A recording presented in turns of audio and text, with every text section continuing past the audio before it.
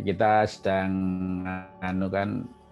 PPKM, jadi di rumah aja kan sambil persiapan gitu, karena ada film yang pasti persiapannya kan diundur juga kan. Ada film baru trailer yang persiapannya diundur juga gitu.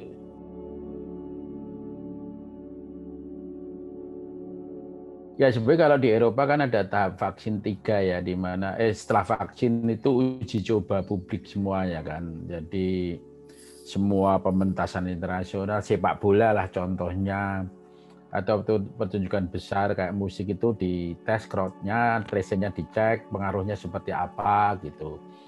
Ada beberapa negara yang terjadi pelonggaran, kayak Belanda sekarang kan mengumumkan Perdana Menterinya meminta maaf kan, karena pelonggaran ternyata menaikkan lagi berapa ribu orang gitu. Tetapi ketika kita ke sana memang sedang ada pelonggaran ruang publik dan festival-festival sedang dibangun tetap dalam protokol COVID ya.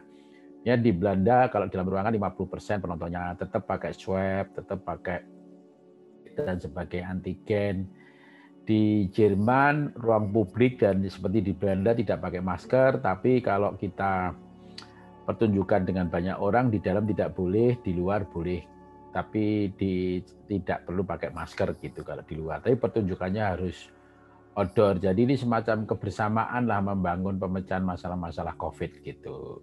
Dan pertunjukan Planet Elemen juga temanya kan Melanesia ya, choir dan teater Melanesia tentang alam, tentang wabah, tentang tsunami dan sebagainya. Ya banyak negara festival internasional dibuka untuk menguji coba juga kan, apakah mampu dilonggarkan secara longgar sekali dan sebagainya. Dan menurut saya apa yang paling menarik bagi mereka adalah panduan komunikasi yang terukur kan, kegagalannya apa, keberhasilannya apa kan, semacam itu. Dan Planet untung ya, walaupun penuh ketegangan di perjalanan, semua selamat pulang sampai rumah kan.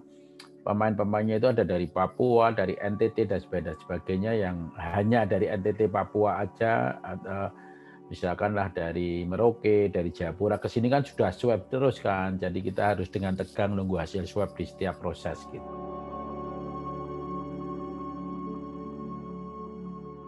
Yang pertama spirit ya, kedua pemahaman protokoler COVID, karena dari pihak institusi festival di Eropa juga begitu banyak pertanyaan kan, dan begitu banyak syarat yang harus kita penuhi gitu kan.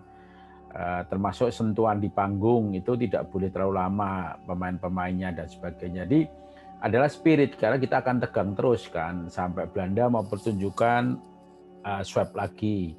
Nanti tegang kok baru muncul laporan 23, yang lainnya kok belum, tegang lagi, belum diterima di misalkan report di emailnya belum ada, takut lagi kan, ketegangan. Jadi antara spirit dan kemampuan semangat untuk tetap mengikuti prokes dan kepercayaan diri juga harus tinggi.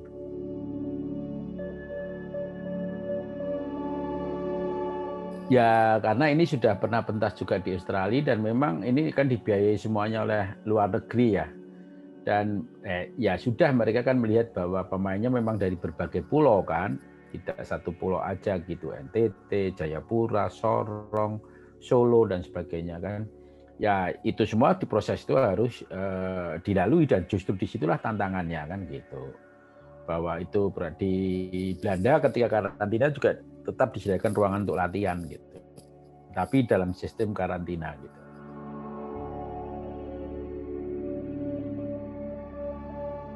Ya memang kadang-kadang seringkali goyah juga. Jadi ketika misalnya bikin karya Netflix yang A Perfect Fit itu kan, membawa kru hampir 150 ke Bali gitu ya, di tengah pandemi Desember gitu. Kalau ada yang kena, mundur produksi jadi mahal dan sebagainya. Juga Siti Nurbaya kan, itu dari berbagai daerah. Ya memang kalau ditanya memikirkan betul, kadang-kadang saya sudah kayak mau ke Eropa, aduh nggak usah aja lah gitu loh. Sudah pasti akan menjawab seperti itu gitu kan. Tapi kemudian ketika kita berpikir bahwa banyak orang membutuhkan produktivitas dan ekonomi ya kan, dan jika kita mampu melalui prosedur protokoler yang baik dan kita tetap produktif dan kreatif, itu membangkitkan semangat di tengah berbagai masalah di tengah pandemi ini. Dan biasanya begitu saya memutuskan, ya saya sudah melupakan istilahnya kerumitannya itu ya, Meskipun ya tiap hari juga bikin film dengan jumlah kru hampir 200 orang misalkan. Begitu dites antigen, aduh kalau ada yang kena nggak ya, ada yang kena nggak ya, kalau ada kena mundur lagi, biaya mahal lagi, kerepotan kontrak pemain lagi, kan banyak sekali yang harus dipikirkan. Nah, gitu. Beruntung dalam seluruh proses saya hampir tidak pernah terjadi hal itu kan. Gitu. Krisis pandemi yang harus serba online ini dan kemudian krisis pandemi yang disertai percepatan teknologi itu kan memaksa setiap orang hidup di dalam komunikasi online ya, virtual experience gitu. Dan kemudian terpaksa juga melakukan suatu metode-metode agar apa yang disebut komunikasi online lewat seri, lewat film, lewat teater, lewat tari itu dalam standarisasi komunikasi virtual experience gitu. Sesuatu yang memang budaya visual harus menjadi syarat standarisasi. Maka ketika terjadi budaya online itu sebenarnya juga terjadi banyak penjelajahan, penemuan, dan upaya-upaya agar enak ditonton secara online, tidak hanya secara offline kan gitu. Maka di tengah budaya online ini, meskipun banyak sekali kegagalan, hambatan, tantangan, juga terjadi penemuan-penemuan baru. Misalkanlah kayak teater Siti Nurbaya diteaterkan paling 3 hari ya, 3 hari paling ditonton istilah 1.500, paling 4.000 saja ya kan orang. Tapi begitu online sekarang udah ratusan ribu, malah juta kan gitu. Oleh karena itu peta baru online itu juga melahirkan sebuah peta baru yang membawa kita dalam perjalanan baru yang harus kita catat sebagai suatu panduan baru kita bekerja gitu.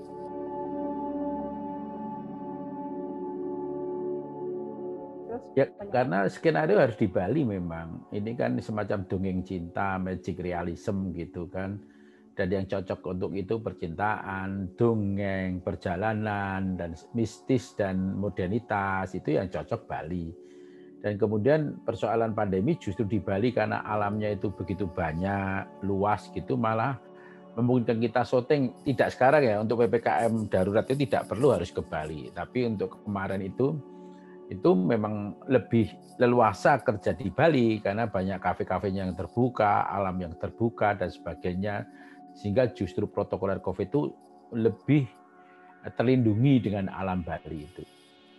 Ya memang pandemi kan saya bilang membuat peta baru di berbagai cara ekspresi, cara komunikasi, cara distribusi, tapi juga cara-cara mencari ruang untuk syuting kan gitu. Kalau di daerah kan tadi rasa karena alam dan ininya bisa memungkinkan kita mencari pilihan-pilihan untuk lebih bebas dari dampak COVID gitu kan, seperti itu gitu. Tapi juga karena secara ekonomi juga lebih murah daripada di Jakarta dan tapi pilihan tempat yang sesuai dengan tuntutan film lebih luas dan lebih beragam kan gitu.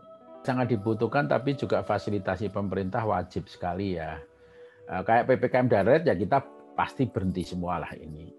Tapi pemerintah wajib memberikan panduan yang cukup jelas. Menurut saya panduan pemerintah sangat kurang ya, sehingga orang tidak terpandu dan lebih terpandu pada mencari panduannya sendiri untuk memecahkan COVID gitu.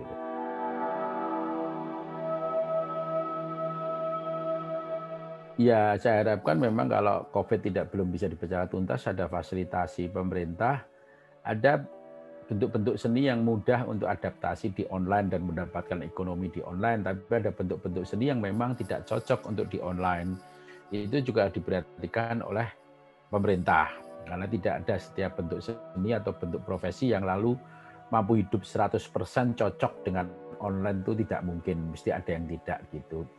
Kedua, adaptasi institusi-institusi penting di Indonesia untuk melakukan standarisasi di dalam teknologi media baru ini supaya tidak terjadi ketimpangan akses, ketimpangan standarisasi, dan pada akhirnya terjadi ketimpangan progres ke depan gitu.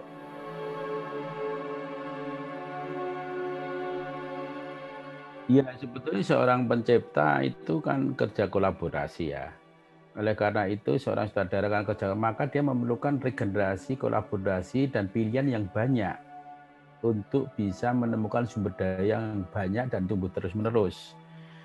Kalau film kerja sendiri nggak perlu itu mungkin. Tapi kalau Anda seorang guru dan Anda seorang sutradara, Anda memerlukan pada waktu era-eranya saya masih punya workshop Sains dan Teknologi, ada Riri Riza, ada Hanung Bramantyo, ada John Deranto, ada Asep, gitu. Semua tumbuh di komunitas. Dan saya bekerja dengan mereka. Jadi ketika mereka tumbuh baru dan tumbuh bagus, saya akan menjadi ikut bagus. Jadi kayak nakoda kapal itu, kalau nakodanya punya tim di dalam kapal yang canggih ya dan kuat, dan kapal akan berlayar lebih bagus. Maka kalau Anda lihat, saya juga bekerja begitu banyak dengan anak-anak muda terus-menerus mendampingi. Karena nanti kalau saya tumbuh dan ingin kerjasama, saya menemukan bakat-bakat yang sudah tumbuh dengan baik gitu. Jadi kayak sebuah tanaman atau taman saja, kalau di dalam taman itu seluruh tanamannya tumbuh bagus, ekosistemnya bagus, kalau saya sebagai tanaman kan saya akan bagus juga.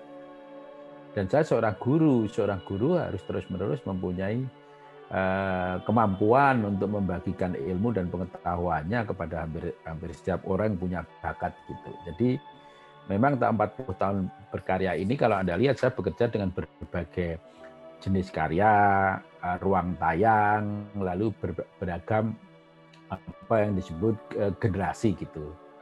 Jadi kalau Anda lihat misalkan dengan berbagai peran, saya tidak harus jadi sutradara ya.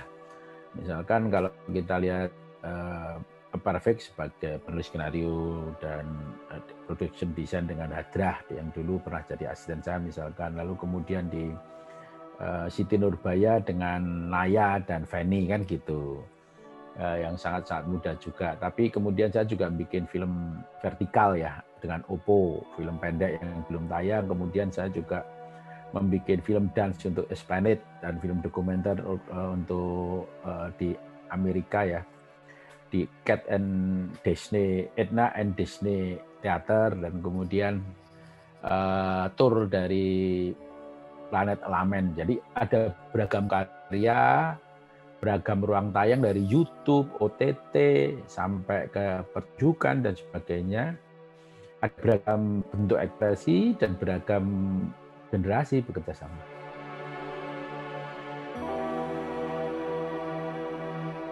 Ya kalau saya lihat kan teknologi makin cepat, makin efisien, dan makin mudah ya.